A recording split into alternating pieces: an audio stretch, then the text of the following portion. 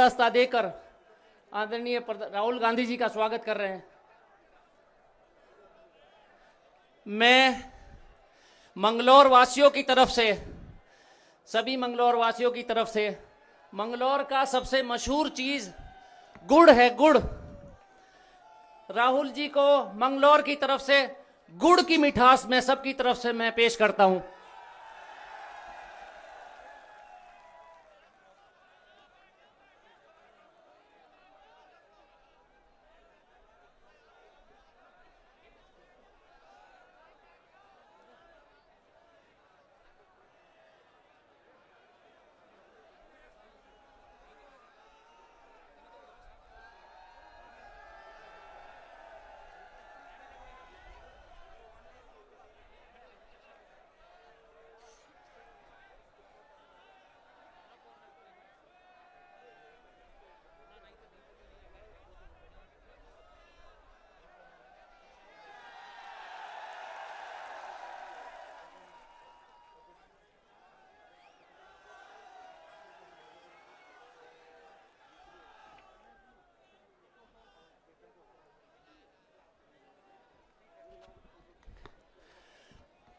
ये मेरे नेता में और किसी दूसरे नेता में फर्क समझ लीजिए।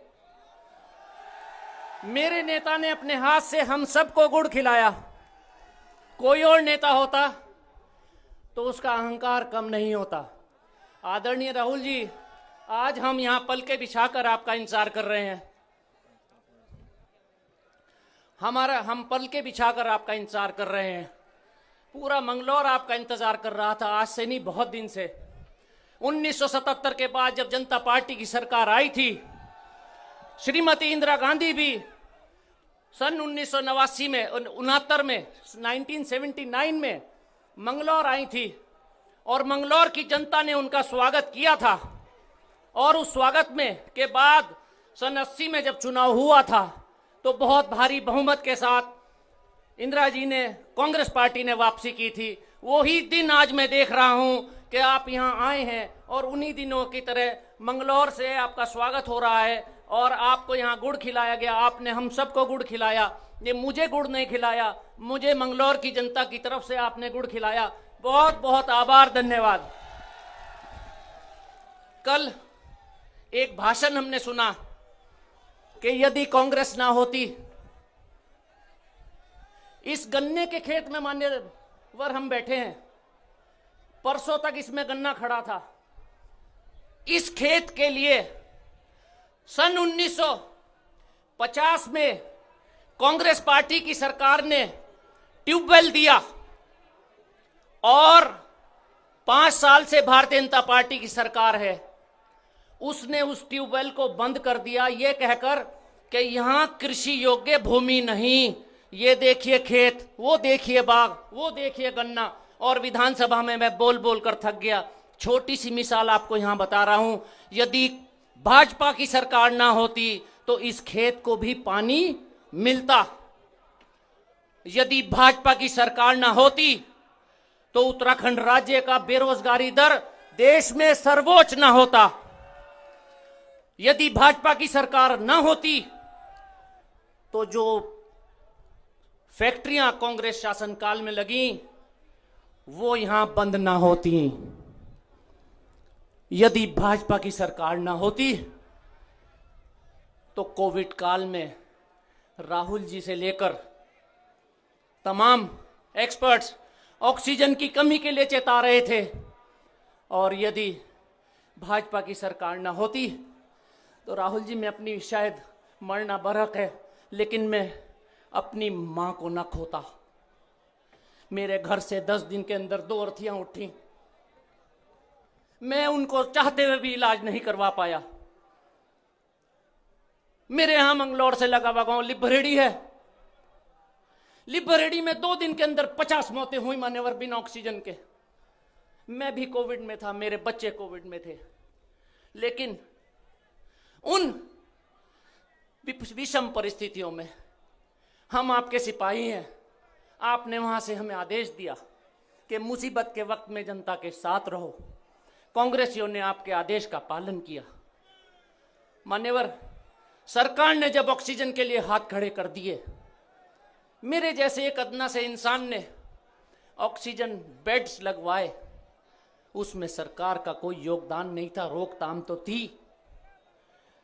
जब मैं एक अदना सा विधायक हर गांव में ऑक्सीजन प्रोवाइड कर सकता हूं, लिबरेडी गांव में ऑक्सीजन बेड लगवा सकता हूं, बारात घर को मैं ऑक्सीजन बेड के अंदर कन्वर्ट कर सकता हूं, तो भाजपा सरकार ने क्यों नहीं किया? भाजपा सरकार ने क्यों नहीं किया? क्यों नहीं किया? उनके पास एक ही ताकत है, बांटो, लड़ाओ, पार पाओ। और हमारे पास कांग्रेस की प्यार की ताकत है, दुख दर्द बांटने की ताकत है। यदि भाजपा सरकार ना होती, मेरे जैसे लोग बेमौत अपनी माँ को ना खोते।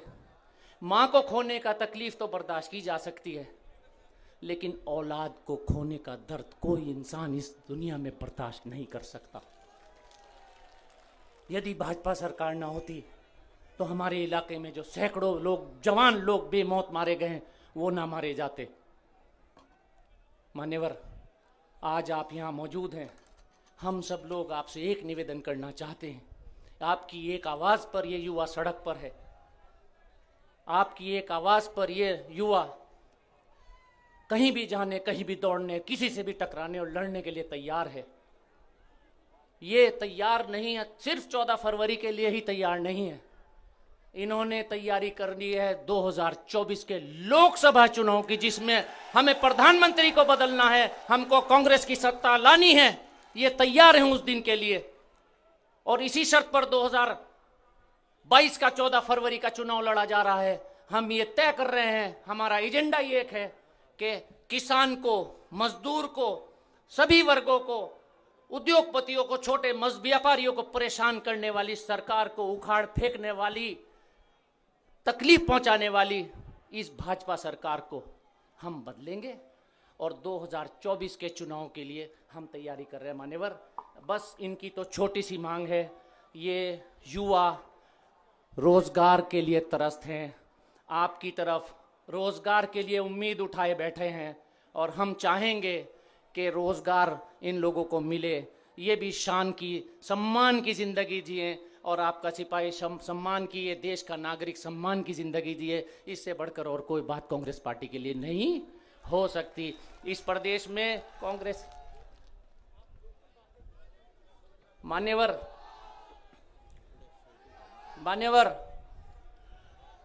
विधानसभा में हम सब लोग माननीय प्रीतम सिंह जी के नेतृत्व में सवाल उठाते रहे कि जब यहाँ का किसान फसल बोने जाता है तो इस प्रदेश में फसल बोते हुए डीएपी की जरूरत होती है, डाई बोलते हैं हम लोग। फसल बोने जाएं तो डाई नहीं, और ट्रैक्टर में हमारे डीजल नहीं। जब फसल बोते हैं तो हम पानी देने जाते हैं तो रजभाव में और नहरों में पानी नहीं, और जब हम पानी देने जाते हैं तो यूरिया नहीं। और अगर हम यूरिया खरीदने की बात करते हैं दाएं बाएं ज्यादा पैसों में, तो पहले वहां शर्त रखी जाती है कि एक ये पोटाशियम होता है फर्टिलाइजर, के पहले ये खरीदो जिसकी जरूरत नहीं है। हमारे पास तो यूरिया खरीदने के पैसे नहीं, डीजल खरीदने के पैसे नहीं, पोटेशियम कैसे खरीदे? पोटेशियम खरीदने की शर्त लगाई जाती है। फिर जब हम फसल तैयार करते हैं, फसल मार्केट में लेकर जाते हैं, तो फसल का भाव नहीं, किसी तरह हम बेच दें तो फिर भाव नहीं मिलता है। तो हमारे लिए पुलिस की डंडे, पुलिस की लाठी, पुलिस के मुकदमे और कुछ नहीं। ये यहाँ मंगलौर की जनता, मंगलौर के क्षेत्र की जनता बैठी है। आपने खाद्य सुरक्षा अधिनियम दिया, मान्यवर, आपने खाद्य सुरक्षा अधिनियम दिया, कांग्रेस पार्टी ने खाद्य सुरक्षा अधिनियम दिया। कितने लोग यहाँ हाथ इस समय उठाएंगे जो आपके द्वारा दिए गए गरीबी की रेखा से नीचे के राशन कार्ड हैं, उनकी यूनिटें कटी हुई हैं, यूनिटें कटी हुई हैं। किसी के घर में 6 यूनिट हैं राशन कार्ड में, तो 2 यूनिट पर राशन मिल रहा है। किसी के यूनिट 4 हैं तो पता चला 1 पर राशन मिल रहा है। और अगर वो राशन की दुकान पर जाता है तो उसको कहा जाता है कि जाइए रुड़की, राशन ऑफिस में वो अपनी मजदूरी छोड़ता है, कई सौ रुपए लगाता है, 3 बजे उसको अधिकारी मिलता है, कहता है परसों को आना, परसों को आना।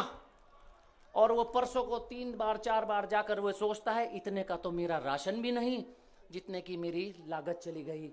मान्यवर माननीय प्रीतम सिंह जी, हम लोगों ने विधानसभा में हम लोगों ने ये विषय जाने कितनी बार उठाए, लेकिन इस सरकार के कान पर जू नहीं रेंगी।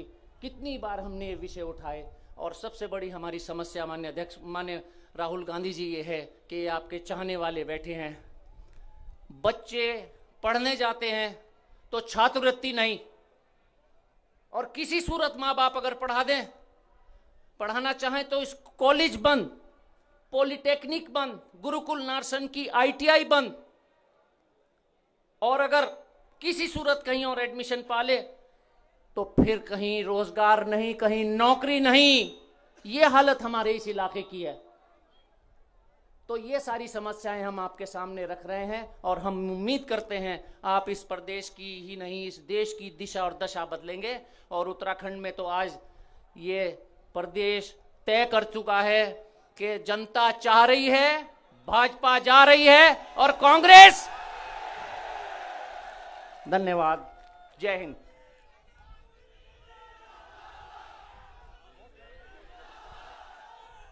मैं आप सबकी तरफ से पहले तो राहुल जी का फिर धन्यवाद व्यक्त करता हूं, और मैं राहुल जी को यहां दावत देता हूं, आए और मंगलौर की जनता को संबोधित करें। राहुल गांधी जिंदाबाद।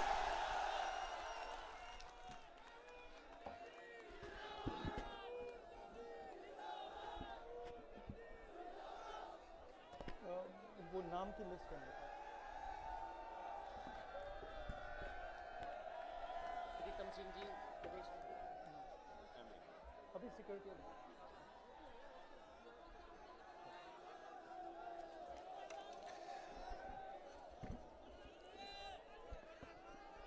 अविनाश पांडे जी, इसको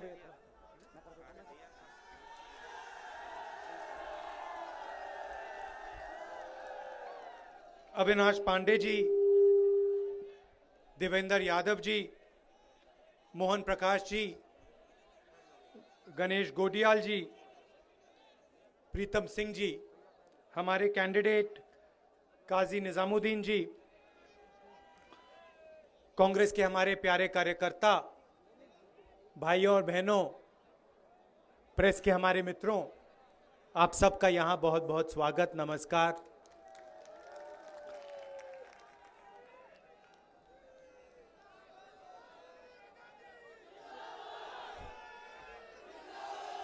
कुछ दिन पहले लोकसभा के भाषण में मैंने कहा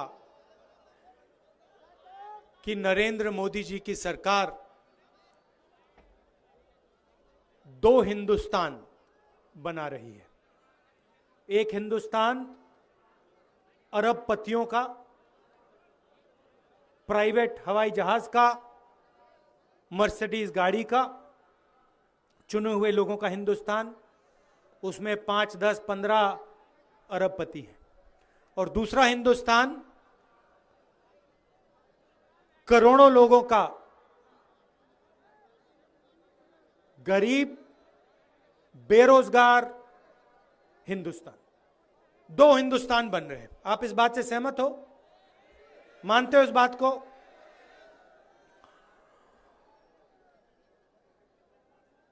अमीर हिंदुस्तान में जो भी आपको चाहिए, एयरपोर्ट चाहिए, पोर्ट चाहिए, कोई भी बिजनेस चाहिए, आप ले सकते हो, मगर अरबपति होना पड़ेगा। अगर अरबपति नहीं हो तो उस हिंदुस्तान में आपके लिए कोई जगह नहीं है।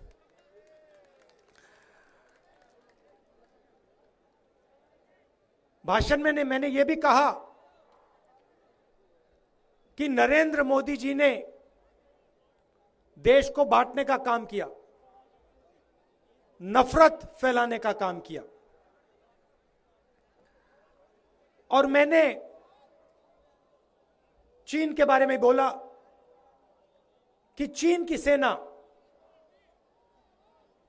हिंदुस्तान की जमीन के अंदर आज बैठी है, मगर नरेंद्र मोदी उसके बारे में कुछ नहीं कहते।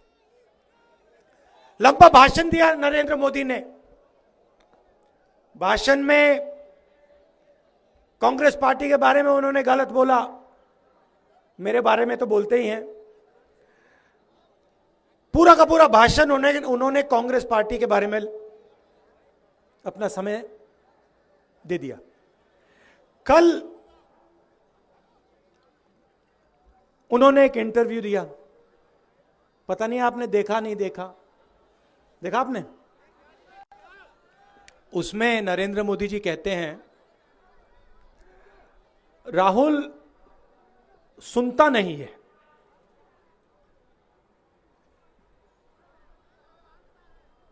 सुनता नहीं है। उस लाइन का मतलब आप समझे? मैं बताता हूं। उस लाइन का मतलब यह है कि राहुल पर ईडी और सीबीआई का दबाव नहीं चलता। ये जो है ये मेरी नहीं सुनता। इस पे मैं जितना भी दबाव डाल दूं ये पीछे नहीं हटता, सुनता नहीं है। मैं क्यों सुनूं? मैं क्यों सुनूं? नरेंद्र मोदी जी ने नोटबंदी करके, गलत जीएसटी लागू करके हिंदुस्तान के जो छोटे व्यापारी हैं, मिडिल साइज बिजनेस वाले हैं, किसान हैं, मजदूर हैं, उन सबको बर्बाद कर दिया। आपको लाइन में खड़ा किया। नोटबंदी के समय आप खड़े थे लाइन में। आपको उस लाइन में कोई अरबपति दिखा? एक खड़ा था। अच्छा भाइयों बहनों बताओ, काला धन गायब हो गया? खत्म हो गया काला धन? उसके बाद गलत जीएसटी व्हाइट हो गया, व्हाइट हो गया और बीजेपी को मिल गया। तो उसके बाद गलत जीएसटी, और आज हालत क्या है? सिर्फ उत्तराखंड नहीं, पूरे हिंदुस्तान में जहां भी आप देखो बेरोजगारी ही बेरोजगारी आपको दिखाई देगी।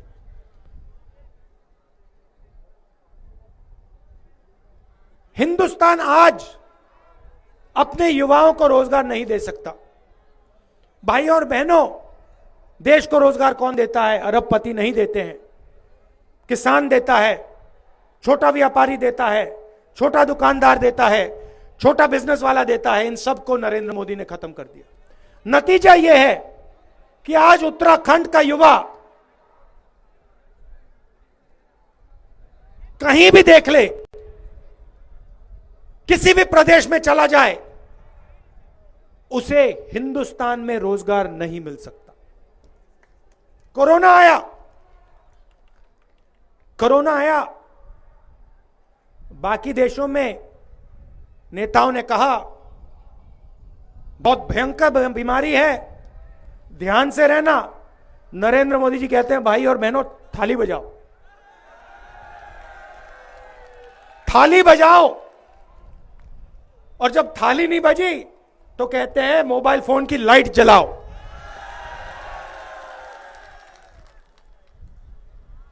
यह नरेंद्र मोदी की सच्चाई है। यहां पे उत्तराखंड, जब आपके घर में माता पिता को, बच्चों को ऑक्सीजन की जरूरत थी, वेंटिलेटर की जरूरत थी, तो आपकी सरकार कहां थी? नरेंद्र मोदी जी कहते हैं कि कांग्रेस ने मजदूरों के लिए बस खड़ी कर कर गलती की। उन्होंने रेलवे टिकट नहीं दिया, बस नहीं दी। और जब कांग्रेस पार्टी पूरा दम लगाकर मजदूरों की मदद करने की कोशिश करती है, वो हमारा काम नहीं था, हम सरकार में नहीं थे, मगर हमने पूरी की पूरी मदद की। जब हमने बसें तैयार की, यूपी की सरकार कहती है कि ये बस नहीं इस्तेमाल होने देंगे, और फिर नरेंद्र मोदी जी कहते हैं कांग्रेस पार्टी ने गलत काम किया। आप अपना काम नहीं करते हो, आपने युवाओं को रोजगार नहीं दिया। वायदा किया था 2 करोड़ युवाओं को हर साल रोजगार दूंगा, छीन लिया, जो था वो भी छीन लिया। भाइयों और बहनों समझिए, यूपीए ने 10 साल में 27 करोड़ लोगों को गरीबी से निकाला। मनरेगा, भोजन का अधिकार, जमीनी अधिकरण बिल के माध्यम से हमने 27 करोड़ लोगों को गरीबी से निकाला। पिछले 7 सालों में नरेंद्र मोदी की सरकार ने 23 करोड़ लोगों को वापस गरीबी में डाल दिया। 23 करोड़ लोगों को फिर से गरीबी में डाल दिया। भाइयों और बहनों, आज के हिंदुस्तान में 100 लोगों के पास, इस आंकड़े को आप सुनिए, 100 लोगों के पास इतना धन है जितना हिंदुस्तान की 40% आबादी के पास है। जो 100 लोगों के हाथ में है वो 40% हिंदुस्तान की आबादी के हाथ में है। बात समझिए, पिछले 7 सालों में नरेंद्र मोदी जी ने सिर्फ एक काम किया है, गरीबों से पैसा छीना, छोटे व्यापारियों से, मिडिल साइज और छोटे बिजनेस वालों से पैसा छीना और उनके अरबपति मित्रों को दिलवाया। यही काम किया है उन्होंने।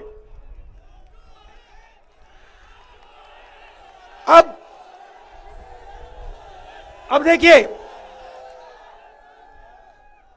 तो पूरा का पूरा धन आपके जेब में से निकालकर अरबपतियों को दिया। अब दूसरी बात देखिए, दुनिया में इंटरनेशनल मार्केट में हमारे समय पेट्रोल का दाम, तेल का दाम $140 प्रति बैरल हुआ करता था। भाइयों और बहनों, इंटरनेशनल मार्केट में पेट्रोल और डीजल का दाम कम हुआ है, मगर हिंदुस्तान में पेट्रोल और डीजल का दाम बढ़ता जा रहा है।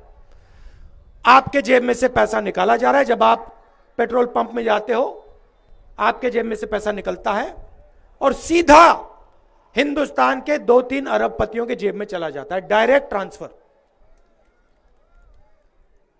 उत्तराखंड में कांग्रेस पार्टी ने निर्णय लिया है। बीजेपी ने पिछले 5 साल में कितने चीफ मिनिस्टर बदले? क्यों? यह मतलब 3 चीफ मिनिस्टर क्यों बदले इन्होंने? क्योंकि इनके चीफ मिनिस्टर भ्रष्ट थे, इनके चीफ मिनिस्टरों ने चोरी की, इसीलिए इन्होंने 3 चीफ मिनिस्टर को बदला। अच्छा ठीक है, देखिए बीजेपी में चोरों की लाइन लगी हुई है। एक को बदला, उसको चोरी करने दी। जब उसने चोरी कर दी, उन्होंने कहा अच्छा भाई परे हो, दूसरे को बुलाया, दूसरे से कहे अब तू चोरी कर। और फिर जब उसने चोरी की, उसको हटाया, कहा तू हट जा, अब तू चोरी कर। कांग्रेस पार्टी आपकी सरकार लाएगी, किसी एक राजा की सरकार नहीं। दिल्ली में प्रधानमंत्री नहीं है, दिल्ली में राजा बैठा हुआ है। हमें ऐसी सरकार नहीं चाहिए। हमें गरीब जनता की, किसानों की, छोटे व्यापारियों की, स्मॉल और मीडियम बिजनेस वालों की और युवाओं की रोजगार दिलवाने वाली सरकार चाहिए। यहां पे गन्ना किसान है, आपकी क्या मदद की मोदी सरकार ने, मुझे बताओ। 3 कानून लाए, 3 कानून लाए, काले कानून लाए। जैसे इनके चीफ मिनिस्टरों ने चोरी की, वैसे ही 3 कानून के माध्यम से वो आपसे चोरी करना चाहते थे। जो आपका है वो छीनना चाहते थे। किसने रोका? किसने रोका? हिंदुस्तान के किसानों ने और कांग्रेस पार्टी ने। टक्कर मोदी की कांग्रेस पार्टी देती है। उन्होंने सही कहा, राहुल गांधी नरेंद्र मोदी की नहीं सुनता।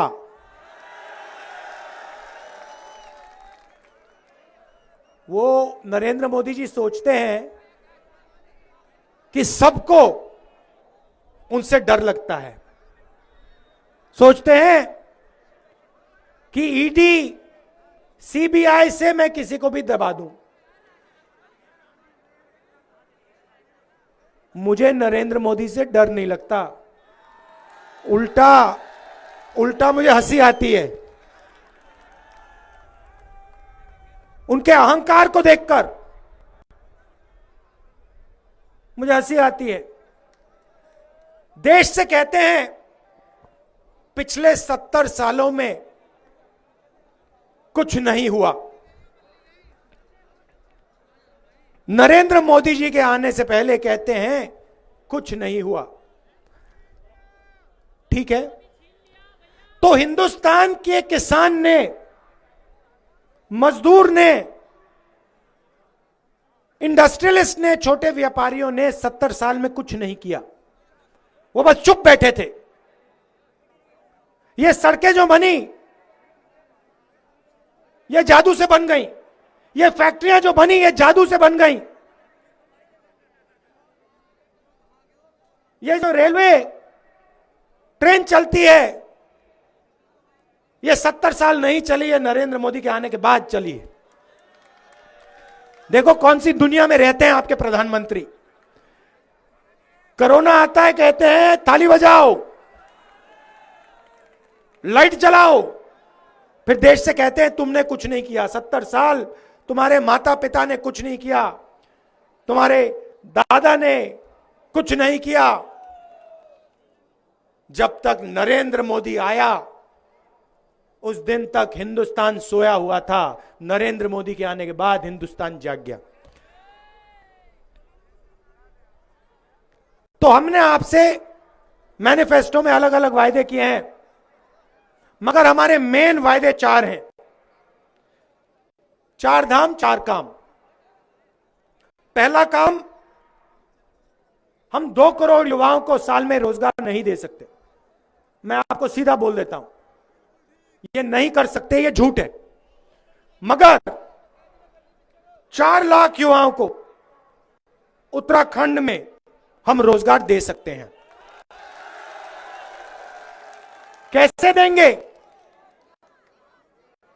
किसान की मदद कर कर, छोटे व्यापारी, स्मॉल एंड मीडियम बिजनेस वालों की मदद कर कर, युवाओं को ट्रेनिंग देकर, और जो सरकारी वैकेंसीज खाली पड़ी हैं उनको भरकर 4 लाख युवाओं को रोजगार दिया जा सकता है। हम काम वो आपको करके दिखा देंगे।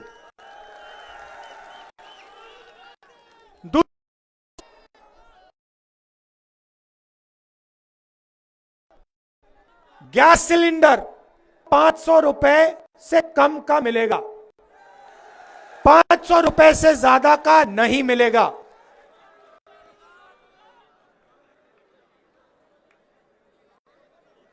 हम एक नया आइडिया लाए हैं। मैंने 2 हिंदुस्तान की बात की। मैंने कहा कि एक अमीर हिंदुस्तान बन रहा है अरबपतियों का, और दूसरा गरीबों का, कमजोर लोगों का, करोड़ों लोगों का हिंदुस्तान। हम नई योजना लाए हैं, उसका नाम न्याय योजना है। न्याय योजना एक गारंटी है। 5 लाख परिवारों को, उत्तराखंड के 5 लाख गरीब परिवारों को कांग्रेस पार्टी हर साल 40,000 रुपए सीधा बैंक अकाउंट में डाल के दिखा देगी। हम 2 हिंदुस्तान नहीं चाहते, हम एक हिंदुस्तान चाहते हैं। और इसीलिए न्याय योजना के माध्यम से हम उत्तराखंड में गरीबी को हमेशा के लिए मिटा देंगे। 5 लाख परिवारों को हर साल हम 40,000 रुपए बैंक अकाउंट में दिलवा देंगे। और आखिरी वायदा, कोरोना के समय आपको चारों ओर दौड़ना पड़ा, कहीं गैस सिलेंडर ढूंढने के लिए,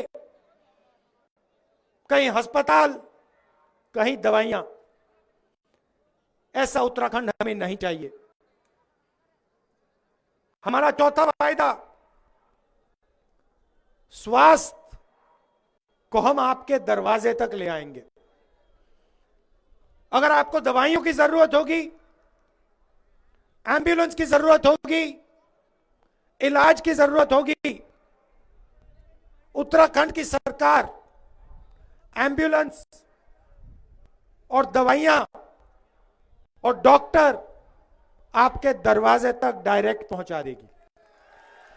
और जहां उत्तराखंड में गाड़ी नहीं पहुंच सकती, वहां मोटरसाइकिल की एम्बुलेंस आप तक पहुंच जाएगी।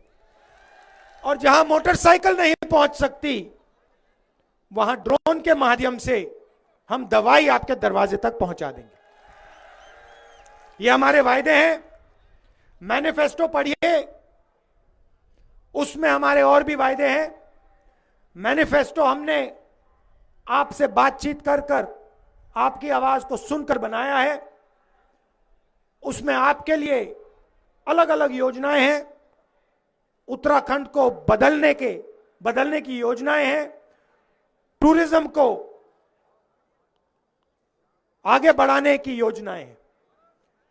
एक बार फिर आप दूर दूर से आए, आपने इतने प्यार से मेरी बात सुनी। काजी जी, आपने मुझे इधर का स्वादिष्ट गुड़ खिलाया। मैं चाहता था गन्ना किसानों की तरफ से है ये आप गन्ना किसानों ने मुझे दिया। मैं चाहता था कि सिर्फ स्टेज पे मैं ना दूं, मैं सोच रहा था कि मैं आपको भी थोड़ा सा गुड़ खिला दूं। तो ये जब कांग्रेस पार्टी की सरकार आएगी तो ये हम काम पूरा कर देंगे। बहुत बहुत धन्यवाद। नमस्कार, जय हिंद।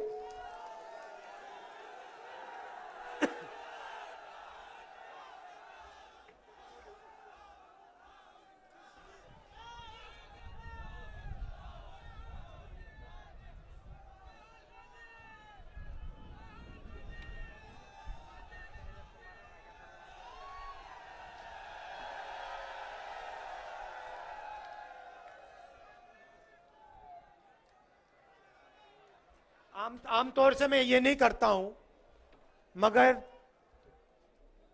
काजी जी जो हैं, इनको मैं अच्छी तरह जानता हूं। मैं जानता हूं कि बोलने की भी जरूरत नहीं है, आप इनको जिताओगे, ये मुझे मालूम है, आप इनको जिताओगे। मगर मैं आपको कहना चाहता हूं कि काजी निजामुद्दीन जो है, ईमानदार नेता है और ये आपका नेता है। आपकी जो आवाज है, मैं आपको बताता हूं, बात सुनिए, आपकी जो आवाज है इसके दिल में जाती है और फिर इसके मुंह से निकलती है। तो इसको आप जिताइए। बहुत बहुत धन्यवाद। नमस्कार। जैसे आप आए हमारे यहाँ रैली की संबोधन किया, कांग्रेस के शपथ ग्रहण समारोह में भी आपको आना है सर, और ये कांग्रेस सेवा दल की तरफ से आपका स्वागत है। बहुत बहुत धन्यवाद। बढ़िया होगा सर।